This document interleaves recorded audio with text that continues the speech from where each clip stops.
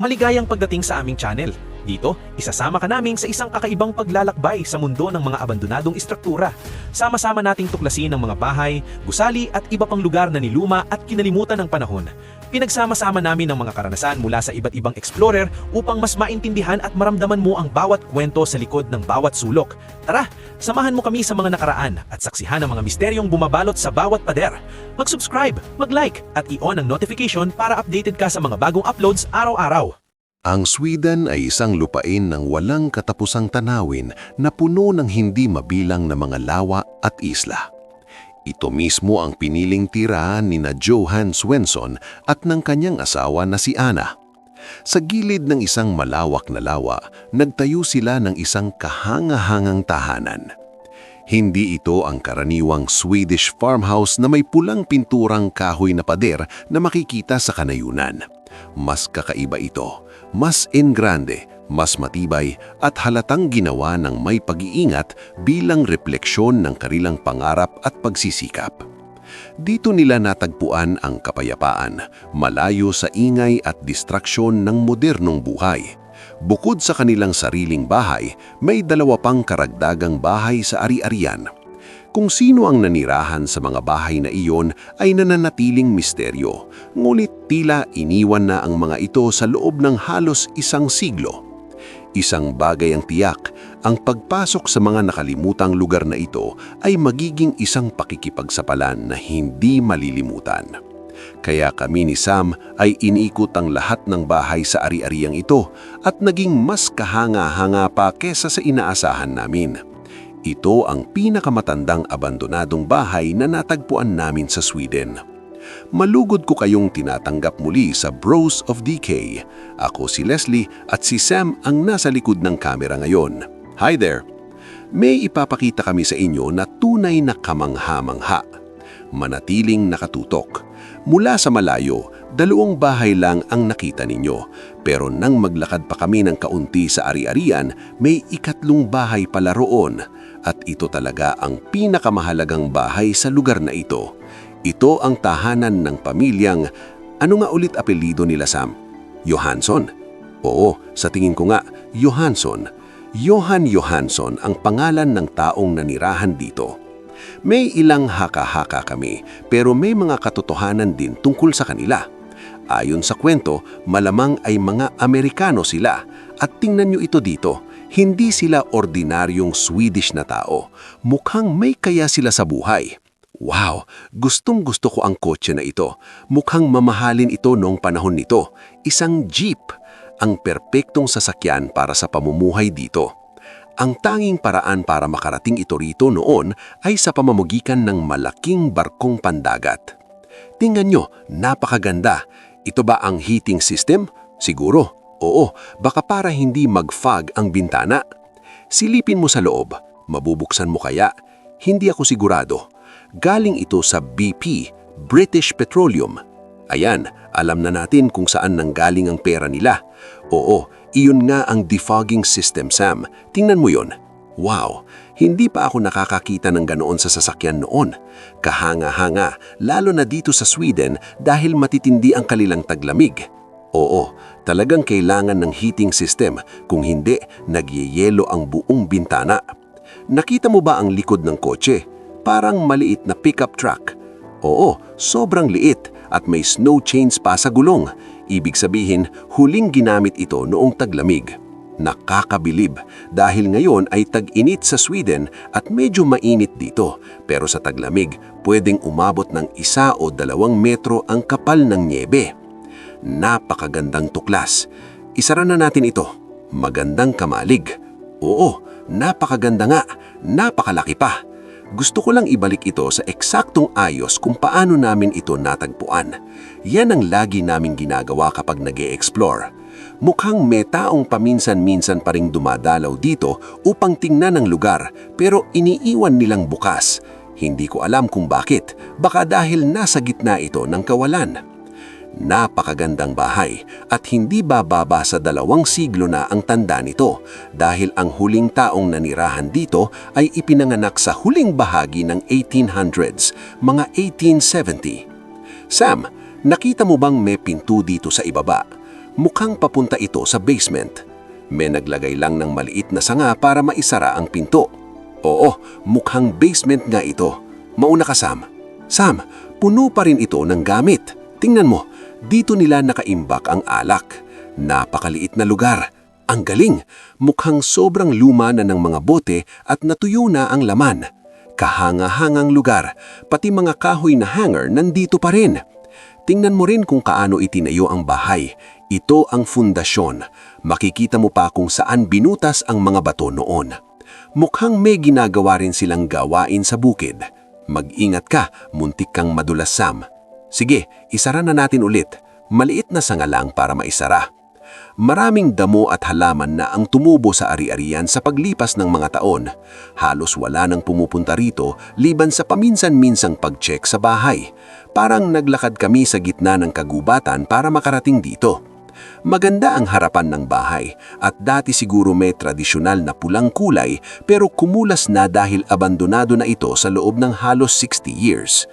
Gustong-gusto ko ito. Sam, handa ka na bang ipakita ito? Oo, handang-handa na. Sige, pumasok na tayo. Malugod ko kayong inaanyayahan sa pasilyo ng kanilang bahay. Makikita agad na typical itong Swedish hallway. Simple, minimalistic at mapapansin ang mga mapuputing kulay tulad ng light blue para magbigay ng magaan na pakiramdam sa loob. Gusto ko na agad ang mga maliliit na pinto dito. Spring-loaded ang bisagra. Ang cool! Sam, tingnan mo dito sa gilid. May laleta dito. Marami kaming hinahala tungkol sa mga taong nanirahan dito. Ipapakita ko at ikukwento ko sa inyo mamaya. May lason pa rito para sa daga at may mga band-aids pa.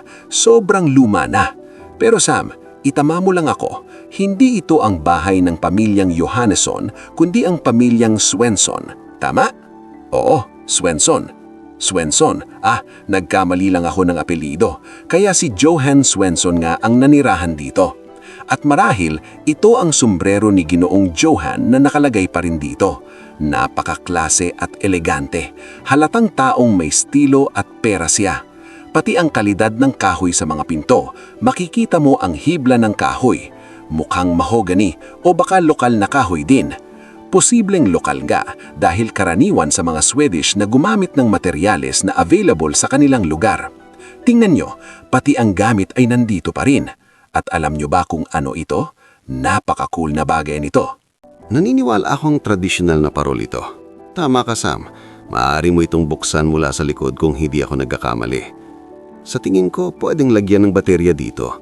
Mukhang may baterya nga rito. Oo, mukhang baterya ang gamit nito. Gets ko na ngayon. Wow, dito ipinapasok ang baterya tapos isasara mo lang ng ganito. Parang ganito. May dalawang bisagra sa itaas. At saka ito ang magkokonekta sa kung anong bahagi. Hindi ko na ito bubuksan ng buo. Wow, ganito pala ito gumagana. At malamang pwede rin itong i-recharge. At may espesyal na dahilan kung bakit narito ito. Dahil habang pinapanood ninyo ang video, mapapansin ninyo na wala ni isang ilaw, switch o anumang kuryente sa bahay na ito. Hanggang ngayon, wala pa rin itong elektrisidad. Sa tingin ko kahanga-hanga iyon. Maligayang pagdating sa loob dahil ang dining room na ito ay literal na parang pagbabalik sa kasaysayan. Napaka-privilege naming makapasok at makapag-film dito dahil hindi ito bagay na madalas makita ng mga tao. At sobrang kahanga-hanga talaga. Sam, i-film natin ito ng may pinakamataas na respeto at gumawa tayo ng isang epikong dokumentaryo tungkol sa lugar na ito. Oo naman. Nakakita ka na ba ng ganitong kalan dati? Isang glazed white tile stove? Sa Germany, may katulad kaming binebenta na gawa sa puting enamel. Medyo kahawig nito. Pero ito ay talagang Swedish na kalan, lalo na ang bilog na disenyo at ang paraan ng paglalagay nito sa sulok ng bahay. Napakaganda nito. Para itong obra maestra para sa akin. Totoo, dito mo ito lalagyan ng panggatong.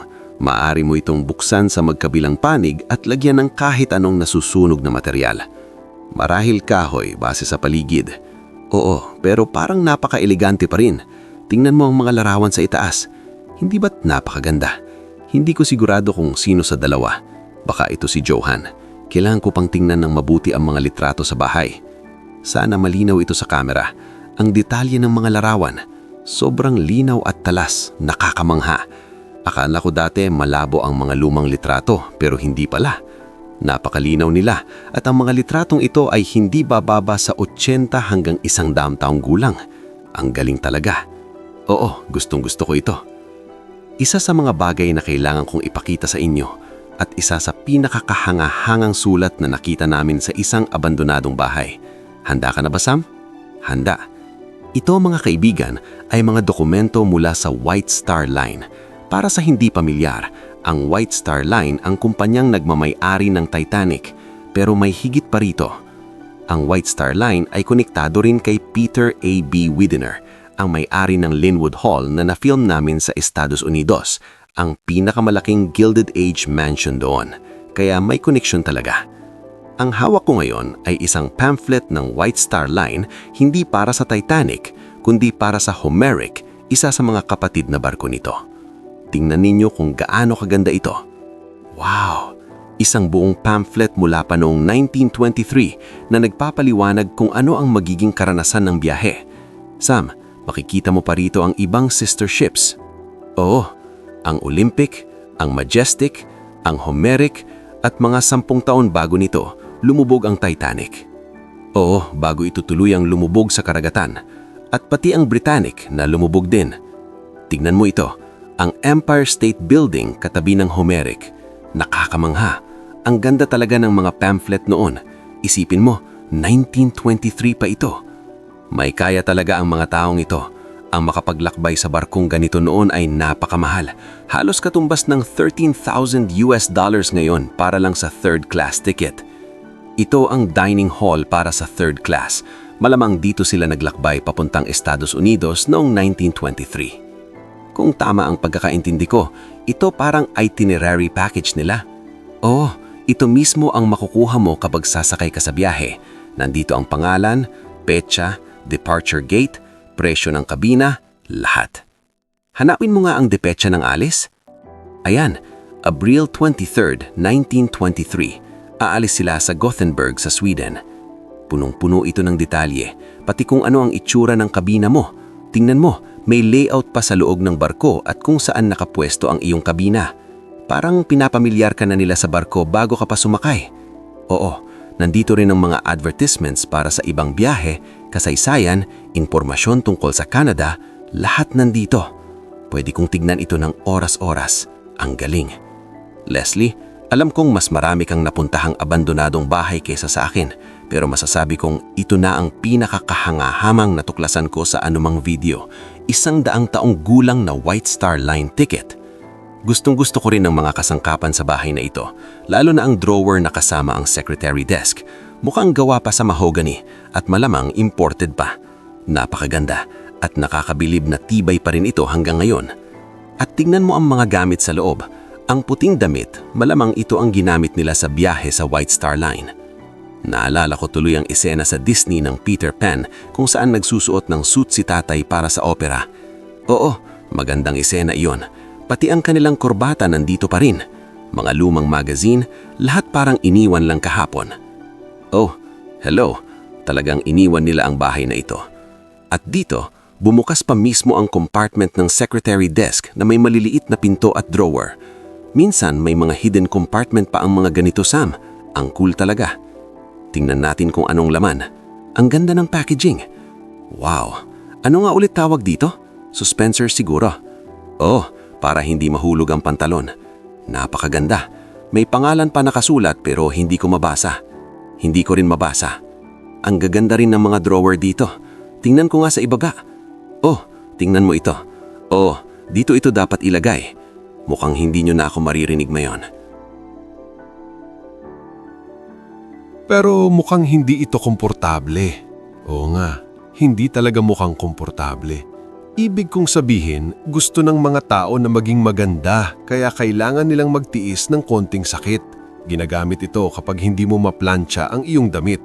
Oh, para laging mukhang plantsyado at maayos. Ang galing naman. Siguro ginagamit ito sa barko. Puno ito ng mga sulat. Nakalagay dito ang taong 1914. Nandito pa rin. Panahon pa iyon ng unang digmaang pandaigdig. Heto rin ang almanac mula 1957. Oo, Malinaw na nabuhay sila sa bahay na ito noong panahon ng una at ikalawang digmaang pandaigdig. At narito ang litrato ni Johan at ng kanyang asawa noong kabataan nila. Wow! Sam, gusto mo bang ipaliwanag ang tungkol sa litratong ito ng presidente? Gusto ko talagang malaman kung ano ang koneksyon nila rito. Ito ay litrato ni William McKinley at kung tama ang pagkakaalala ko, siya ang ika-25 Pangulo ng Estados Unidos.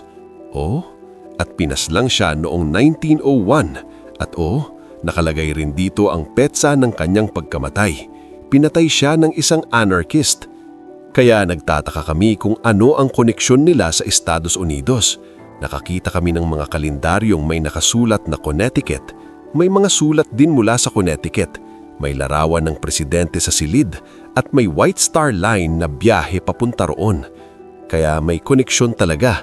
Maaring may negosyo sila sa Estados Unidos o doon sila tumira bago bumalik dito o kabaligtaran. Hindi pa namin tiyak. Gustong-gusto ko rin ang mga rocking chair na ito. Napaka-American ng style nito, Sam. Oo, napaka-American. Napakaganda ng mga piraso. Parang inaantok na nga ako. Mahaba ang naging araw natin. Puno pa rin ng magagandang lumang larawan ng buong mesa. Ang ganda talaga. Una sa lahat, tingnan mo itong family picture. Ang ayos ng pananamit nilang lahat. Parang eksena sa pelikula. At ito naman, mukhang high-end ang lugar at ang kalidad ng litrato. Parang kuha sa isang gazebo at sa isang malaking manor o kastilyo. Oo. At ito naman sa isang bukirin sa paligid dito. Sama-sama ang mga bata, may kabayo pa sa likod. At kung hindi ako nagkakamali, ito ang mga litrato ng kanilang unang komunyon. Malaki rin ang papel ng Kristyanismo noon sa Sweden. Napakaraming kahangahangang larawan dito sa mesa. Lahat sobrang luma, marahil higit 100 taon na. Ano naman ito? Hilda Hanneson. Tingnan mo yan. Litrato ng bata. Ang ganda. Posible kaya na si Johan ito nung bata? Nakasaad kasi na Hilda. Hilda ba ay lalaki? Medyo kaikaiba. Posible rin. Noong mga panahong iyon, iba talaga ang mga pangalan minsan. Tingnan mo ang radyo na ito. Balot ito ng leather. Napakaganda. Mukhang radyo mula 1950s or 1960s. Kahanga-hanga. At marahil ito lang ang piraso ng teknolohiya sa bahay na ito. At iniisip ko kung may kable ba ito. Mukhang wala ngang power cable. Paano kaya nila ito ginagamit? Wala namang saksakan sa bahay na ito. Baka iniikot lang para gumana? Hindi ko alam. Ang strange, no? Kung may nakakaalam, sabihin ninyo sa amin. Sam, ipakita mo ang gandang rocking chair na ito. Parang may tapestry ang tela. May magagandang disenyo rin sa kisame. Mga ukit, Isa pang kabinete. Isa na namang secretary drawer desk. Johan Peterson. Ay, marriage card pala niya. Svensson. Bakit lagi kong nasasabing Peterson? Kapag minsan akong nagkamali, paulit-ulit ko nang nasasabing ng mali. Iayos ko na. Ito ang maliit na larawan na pinalaki, yung nakita natin kanina ni na Johan at ng kanyang asawa. Hindi natin alam kung ano ang nangyari sa kanyang asawa. Mukhang si Johan ang pinakamatagal na nanirahan dito pero tiyak na tumira rin siya rito. Oo naman.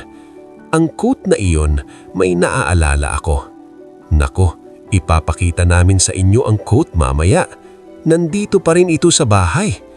At kung titingnan mo ang upuan dito sa bench, makikita mo ang halos huling petsa sa lugar na ito. Setyembre 1965. 60 taon na ang nakalipas. Nakikita mo ba, Sam? Oo, nandyan sa itaas. 1965. Lahat ng papel dito, tinignan namin ang bawat petsa. Gustong-gusto ko ito. Ibinigay ni Sam sa akin at sinabing, tingnan mo ang maliit na pouch na ito. Oo, parang gawa sa kabinshi. Ito ay mother of pearl, ang loob ng talaba. Oo, tingnan mo, may lumang selyo pa sa loob. Selyo ng Sweden. Wow, ipakita mo sa camera ang perlas. Mukhang napakapinong hawak nito. Ilalagay ko muna ito dito. Gusto ko rin ang bench na ito. At may isa pang kabinete sa sulok, puno ng alak. Oo, mahilig silang uminom paminsan-minsan. Kailangan din pampalipas oras lalo na sa tag-init dahil malamig at madilim at madalas nasa loob lang ang mga tao. Ang bote rito ay mula pa sa 1800s. Nakakabaliw isipin. May gamot pa rito, isang syrup na nakapangalan pa sa Johannes Svensson. Marahil cough syrup iyon o katulad nito. Tingnan natin ang mga bote. Ang sopa na ito ay medyo bago, Sam. Oo, medyo bago kumpara sa bahay na galing pa sa ika-19 na siglo. State of the art pa noon. Maganda. May nakasulat dito sa itaas pero hindi ko mabasa. Ako rin, pero mukhang may kinalaman sa tabang at sausage. Oo nga, nakikita ko. At dito naman sa itaas ay isa pang malaking larawan, parang class picture. Parang eksena sa horror movie, pero cool pa rin. Oo, mukhang malungkot ang mga bata. Halika, ipapakita ko kung ano ang sinasabi ni Sam kanina. Halika rito. Tingnan mo ito. Ito ang quote ni Johan sa larawang iyon sa tingin namin. Inihambing namin ito at mukhang halos pareho talaga. Oo nga, double-breasted na overcoat din ito. Oo, at wala pa rin itong bow tie doon. Nakakamangha. Malaki akong tagahanga ng mga tradisyonal na kasuotan. Oo, napakaganda nito. Ang klase talaga. Hoy, at baka ito pa nga ang maleta na ginamit nila sa paglalakbay noon. Nandito pa rin lahat. May mga pamingwit na linya rito. Napakakaraniwan sa Sweden na makakita ng mga pamingwit. Malapit din kami sa isang lawa. Oo, kaya malamang nangingisda sila. Nakita na rin natin iyon sa video. Oo, sa simula pa lang nakita na natin. Mas marami pang quote na nakasabit kung saan-saan at mas marami pang pamingwit dito sa taas. Ang daming bagay na pwedeng ipakita sa bahay na ito. Hoy, 1953, lampas lang sa dingding. Sam, tingnan mo rito. Bitak na ang wallpaper na ito at ang paraan ng pag-aayos nila rito ay gamit lang ang maliliit na pako na ipinupukpok nila. Hindi sila bumili ng bagong wallpaper, inayos lang nila ng ganito at sa tingin ko ay napaka-charming nito. Ipinapakita nito ang pagiging matipid nila. Maganda talaga, di ba? Oo, marami pang pulyeto at mga lumang papel na nakakalat dito. Siguro, kailangan nilang ipunin ng lahat para sa paglalakbay. Oh, may mga gamit pang pamasko ito. Ano ito? Nabubuksan ba ito? Wow, hindi ba nakakamangha? Mukhang mula ito sa isang bata o kung anuman. Oo, mga dekorasyon sa Pasko. Oo, may mga dekorasyon din sa kabilang kwarto, di ba? Mukhang dugo iyon. Oo, dugo nga iyon. Siguradong dugo iyon. Mukhang panyo na pinang-ubo. Diyos ko. All for my Valentine. Diyos ko, gustong-gusto ko ito. At naka-English pa. Oo, all for my Valentine. Hindi, Swedish ito. Yung card lang ang nasa English. Okay, ang titigas nito. Maligayang pagdating sa susunod na kwarto ng bahay. Ito ang kusina. Oo, pero hindi ito kasing ganda ng kabilang kwarto. Medyo may halong mas bagong gamit dito pero may ilang bahagi ng kusina na dapat pansinin. Oh, Sam, hindi mo pa ito nakikita noon pero ang mga kusina sa Sweden ay palaging napakababa. Oo, at hindi dahil mabababa ang mga tao noon pero ginawa nila ito sa kung anong dahilan. Hindi ko na rin alam ang eksaktong dahilan pero palagi ko itong nakikita. Parang kailangan nilang magtrabaho ng nakayuko sa kusina. Diyos ko. Oo, mas maliliit talaga ang mga tao noon sa panahong iyon. Okay, oo, mukhang hindi komportable. Oo, at kadalasan, kakaiba rin ang mga kulay ng kusina nila. Narito ang kalan. Ay, gusto ko ito. Kalan na cast iron.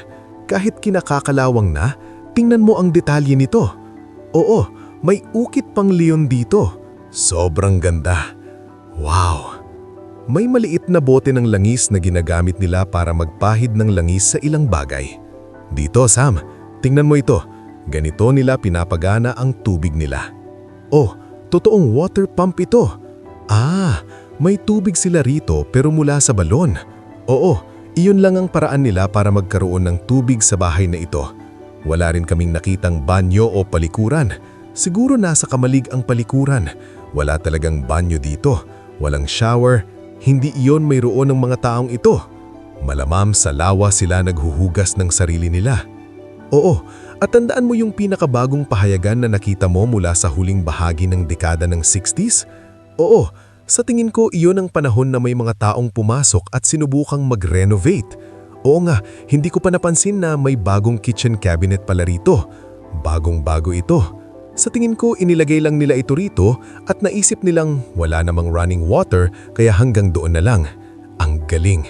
Inilagay lang at hindi na tinuloy. Ang baliw lang. Mabuti na lang hindi nila ito tinuloy dahil mas gusto ko ang luma. Oo naman, talagang maganda iyon. May magandang bangko rito. Dito nila karaniwang nilalagay ang mga winter coats at kung ano-ano pa. Ginagamit ito sa iba't ibang bagay. Oo, iba't ibang klase. Mga kalat, hindi, mga lubid at iba pa. Astig ito. Mukhang jacket ng mga ngaso. Oo, karaniwan sa mga taong nakatira sa kanayuran ang mga so. May dalawang bulsa ba ito? Oo, kadalasang isang bulsa para sa bagong bala at isa para sa nagamit na bala. Ah, pwedeng agpalitin. Eksakto. Oo. Hindi nga Sam. 3 voltage na battery ito. Wow! At malamang isa ito sa pinakalumang battery. Naaalala mo ba yung bahay ng inventor ng battery na si Alexandro Volta na kinunan natin? Oo, nakita ko iyon. Oo, ito ang produktong inimbento niya na napabuti sa paglipas ng panahon. I-link natin dito. Si Alexandro Volta. Paborito kong video na ginawa natin. Okay, ibalik natin ito rito. Mga bala ng shotgun at iba pa. Sobrang gusto ko ito. Mga bala ng shotgun pero walang baril. Walang baril. Wala pa akong nakikitang baril sa Sweden noon. Ibinabato lang ba nila ang mga bala sa mga hayop? Kalendaryo, Setyembre 1965. Ayan na, para sa mga hindi pa rin naniniwala na talagang iniwan na ang bahay na ito sa loob ng 60 years. Narito ang pahayagan, February 1964. Isang taon bago nila iwanan ang bahay na ito. Nakahanda pa rin ang mesa, may asukal pa, marahil ang huling tasa na hindi iniinom. Paano naiwan ang lahat ng ganito sa loob ng 60 years? Tambak ng mga larawan. Wow! Ang daming larawan dito. Napakagandang mga larawan dito. Iyon na iyon. Oo nga, mga larawan ng pamilya. Gustong gusto ko ito. Ang astig ng larawang ito. Mukhang ayaw niyang naroon siya. May mga talagang nakakamanghang larawan ang pamilyang ito. Nawawala ako ng salita. Hindi pa ako nakakakita ng ganito karaming larawan. Oh, gusto ko ito. Lalo na sa panahong iyon. Oo, siguradong may kaya sila. Kailangan mong maging mayaman para magkaroon ng ganito karaming larawan. Marami sa mga tao ay maswerte nang magkaroon ng isang larawan sa buong buhay nila. Isang napaka-espesyal na sandali. At may isa pang kwarto dito sa likod. Mukhang itong isang silid tulugan o ito lang talaga ang silid tulugan. Oo, ang silid tulugan. Ito ay isang napaka-interesanting piraso ng Swedish na kasuotan. Ito ay isang kama na pwedeng pahabain habang tumatagal. Makikita mo ang paghihiwalay dito. Nakita ko na ito sa isang bahay. Ginagamit ito sa mga bata habang lumalaki ang sila. Pinapahaba nila ang kama habang lumalaki ang bata. So, alam mo, palakihin lang ito ng kaunti habang lumalaki sila hanggang sa tuluyan na silang tumanda. Pero sa tingin ko, si Johan mismo ang natutulog dito. Dahil may isa pang silid tulugan sa bahay. Pero sa tingin ko, rito talaga siya natutulog. Sam, may mas marami pang litrato rito. Sobrang ganda nito. Tingnan mo yun. Wow, larawan ng buong pamilya na magkakasama. Mukhang mula ito sa dekada 60s. Oo, sigurado. Hindi ito kuha sa loob ng bahay na ito. Mukhang hindi nga. May mga magasin nito. Oh, Fashion magazine mula 1962. Mga kurtina, pwede kang mamili. Astig, isang underwear calendar. Oh, wow. Ito na siguro ang pinakamaanghang na bagay noon, malamang. Okay, pumunta na tayo sa taas. Oh, ikaw na mauna. Oh, salamat. At narito na tayo sa itaas. Mas parang attic space ito gaya ng nakikita ninyo. Oo, talagang attic lang ito at nandito ang lahat ng bote ng alak na hindi nila naubos o baka naubos na nga. Nakita mo ba kung ilang bote ang nandito, Sam? Talagang walang laman. Oo, madali na attic lang. Pero madalos mong makikita sa mga Swedish attic na may isang kwarto sa loob. Hindi ko alam kung bakit nila ginagawa iyon, kung bakit may kwarto sa attic ng bahay na ito. May librong nakahiga rito na may salamin sa ibabaw. Kaya siguradong may tumira rito dati. Wow! May isang napaka-interesanting bagay dito, Sam. New Britain Lumber Company. New Britain, Connecticut. Oh, at ito ay mula pa noong 1932. Galing ito sa isang lumber company sa United States. At baka may kinalaman ito sa ginawa nila roon. Liberty Baking Corporation, New Britain, Connecticut. Tunay na kasaysayan ito. May mga napakalumang libro rin dito. May mga sulat kamay pa sa loob. Wow! Punong-puno ng kasaysayan ng bahay na ito. Malamang nasa negosyo sila ng kahoy. Nakatira sila mismo sa gitna ng kagubatan. Puno rin ng kamalig ang kahoy. Malaki ang posibilidad na nasa lumber business sila. Oo, pero matapos naming libutin ang bahay na ito, hindi ko iniisip na mga Amerikano sila na lumipat dito. Sa tingin ko mga Swedish sila na nakikipagkalakal sa Amerika. Yun ang tingin ko. Gusto ko ang salamin na ito. Parang kay Morpheus. At heto ulit ang isa sa mga sliding bed na iyon. Mukhang napakaliit nila para magkasya rito. Pero iyon na ang bahay na ito. Magkikita ulit tayo sa labas at ipapakita namin ng mas marami pang makamanghang-manghang bagay doon. At talagang napakaganda ng lugar na tinitirhan ng mga taong ito. Gustong-gusto ko ang lugar na ito. May lao sa likod at mga bahay dito sa bukirin. Makamangha. Maiisip mo bang tumira rito? Hindi ko maisip pero gusto kong maranasan balang araw. Gusto kong tumira sa probinsya kahit minsan. Maranasan ng kalayaan at katahimikan ng kagubatan ito. Hindi ito madaling buhay, pero mukhang mas makabuluhan. Eksakto. Mapayapa at walang stress ang buhay dito. Siyempre, kailangan mong maghanda sa taglamig na maaring napakahirap. Tingnan mo ito. Hindi lang isa ang kotse nila. Marami sila. Ito ang kanilang Volkswagen Beetle. Sa Germany, tinatawag naming kotse para sa mga tao. Volkswagen, kaya ito ay mula mga 1950s. Oo, ito ay pagkatapos ng digmaan. Oo, post-war. Ginawa ito para magkaroon ng lahat ng murang sasakyan. Marami pa rin ganito ngayon. Ang galing. Tingnan mo ang gulong. Oo, parang bago pa ang tread nito. Wow! Nakikita mo? Mukhang hawig ito sa nakita natin sa Iceland. Yung mga turf houses at iba pa. Isang uri ng shed na itinayo sa gilid ng bundok. Pwede mo bang buksan ang ilaw, Sam? Subukan nating pumasok dito. Maraming lamok dito. Kaya malamang makakagat ka ng ilang beses. Oo, ang sama dito. Bakit tayo pumapasok dito? Pwede mo bang hawakan ng kamera? Wala nang space para sa ating dalawa. Gusto ko lang ipakita ng mabilis kung ano ang nasa loob. Parang kamalig ito kung saan nila linalagay ang mga lata, timba at iba pa. Pero ang astig dahil nasa loob ng bundok. Siguro kaya nila ginawa ito. Sa tingin ko yun ang rison. Okay, wala masyadong makikita rito, Sam. Ibabalik ko na ang kamera sa'yo. Oo, nakuha ko na. Natutuwa ako na ikaw ang pumasok doon kasama ang lahat ng lamok. Ang dami. Bakit ba ko ginagawa ang mga ganito? Oh, para sa content. Siyempre gusto mong ma-document ng maayos lahat, di ba? Ang ganda ng taniwing na ito. Punta tayo roon dahil may iba pang bahay sa property na ito. Susunod lang ako sa'yo. Oo, lakad tayo pababa sa bukirin papunta sa ibang bahay. Tignan mo ang nakita niya.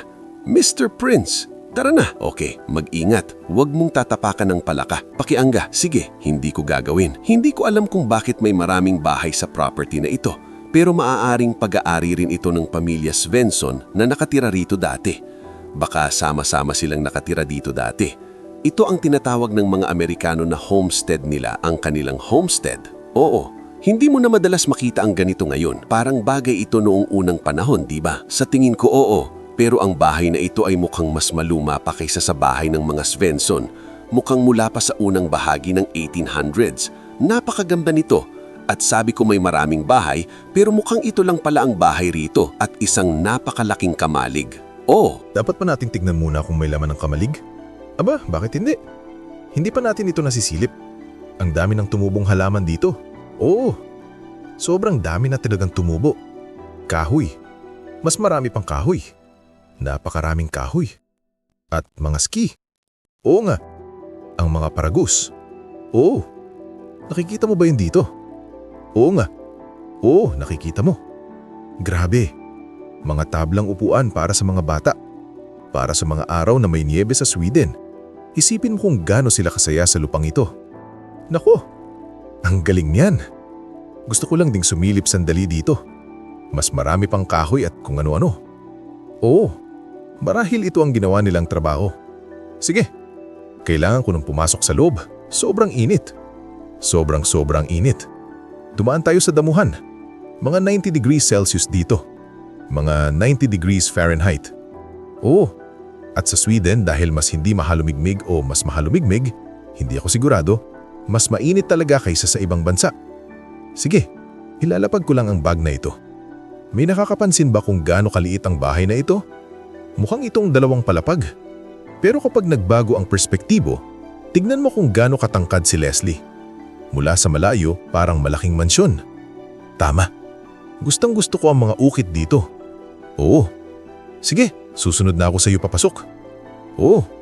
Sweden. Hindi ito magiging katulad ng nauna, pero napaka-interesante pa rin. Pero gumuguho na rin ang bahay na ito. Mukhang mas matagal pa itong inabandona kaysa sa bahay ng mga Svensson. Oo.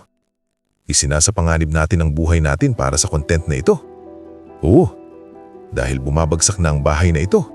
Diyos ko, tignan mo ang kwartong ito, Sam. Ang pangit ng hangin dito sa loob. Pero kakaibang perspektibo ito, di ba?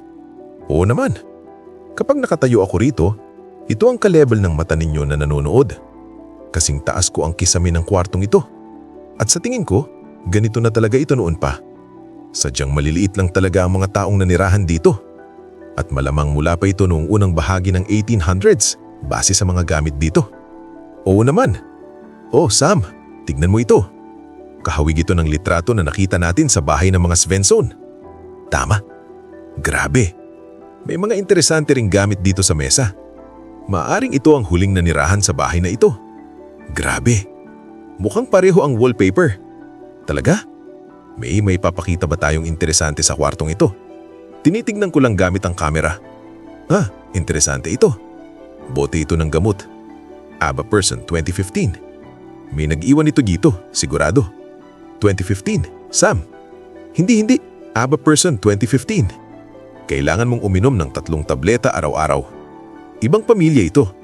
Ay, sandali, mali ako. Expiration date 21/2/1967. Okay. Nagkamali ako. Pasensya na. Serial number lang ba ang nabasa mo?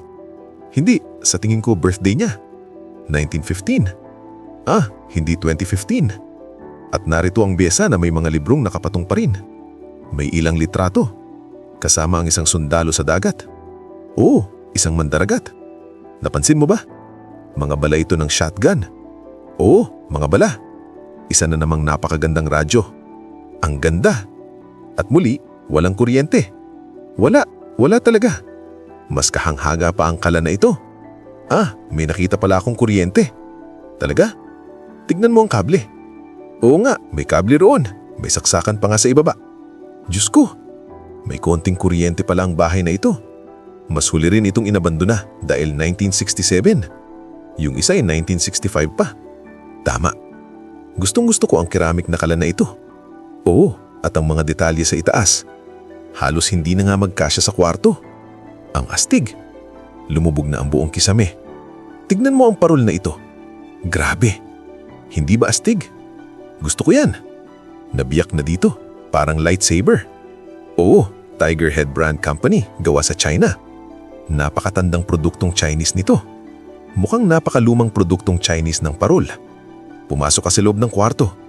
Mukhang ito na ang kusina, kainan, lahat na sa isang space. Mag-ingat ka dahil mukhang babagsak na ang kisame. Maraming bagay ang maaring mahulog sa ulo ko. Sa totoo lang, hindi ako komportable rito. Mag-ingat ka. At narito ang kalan, ang kusina at lahat na. Sa tingin ko, rito na rin siya natutulog, Sam. May kama rito at lahat na. At ang salamin niya sa gamot. Naiwan pa lahat. Grabe. Kailangan kong mag-ingat sa tinatapakan ko. Hindi ko alam kung may basement. 1989. Saan mo nakita? Sa harap mo mismo. Peterson Carl. Asawa niya siguro yun. Dahil nakita natin ang babae roon at galing kay Carl, 1989. Grabe. Talagang mas matagal itong tinirahan kaysa sa naula. Gusto mo bang umakyat sa itaas? Mas gustuhin ko sana na wag na. May naririnig akong palangingnik. Aakyat pa rin ako sandali. Diyos ko. Napakaliit ng hagdan dito. Parang ang itaas ay nagiging ibaba na rin. Diyos ko, Sam. Sabihan mo lang ako kung masyadong lumalanging Nick. Sige, maghihintay ako rito. At kung mahulog man ako sa ulo mo, saluhin mo ako. Ay naku, wag namang sana. Gusto ko lang bigyan kayo ng mabilis na sulip sa itaas na bahagi ng bahay na ito. Lahat ng mga damit at kung ano-ano. Oh, tignan mo ang sombrero doon sa itaas. Nakasabit pa rin lahat nito. At narito ang silid tulugan. Nandun pa rin ang kama at lahat ng gamit. Sa tingin ko, hindi dapat ako masyadong lumakad dito sa itaas. Oh, may isa pang silid tulugan. Naiwan pa rin ang lahat sa lugar na ito. Diyos ko, grabe. Imbakan. Bahagi ng atik, puro imbakan. At dito, nandun pa rin ang mga damit niya na maayos na nakabalot sa plastik. Baka ito'y para sa lalaki mula kay Joel. Sabihan mo kapag nagsisimulang lumanging Nick. Oo, lumalangingnig na. Sige, bababa na ako. Bababa na ako. Okay lang ba? Diyos ko. Lumabas na ako. Kinakabahan ako rito. Oo, hi, hello. Masama ba? Silipin mo. Oo, medyo. Tignan mo ang Amerikana niya rito. Ano? Ano ang nakikita mo? Ang Amerikana niya. At dito nagtatapos ang napakagandang eksplorasyon ng dalawang bahay na ito. Ang pinakamatandang bahay na na-film namin sa Sweden. At isa rin sa mga pinakamatagal ng inabandona. 60 years nang walang nakatira. Isang karangalan para sa akin na ma-film ang kasaysayang yun. Salamat Sam sa pagsama mo sa akin. Ang ganda na nandito ka. Ang sarap mag-explore sa napakagandang bansang ito. Sa lahat ng nanood hanggang dulo, napaka-amazing ninyo. Pakilike ang video, mag-subscribe sa channel o mag-iwan ng magandang komento sa ibaba.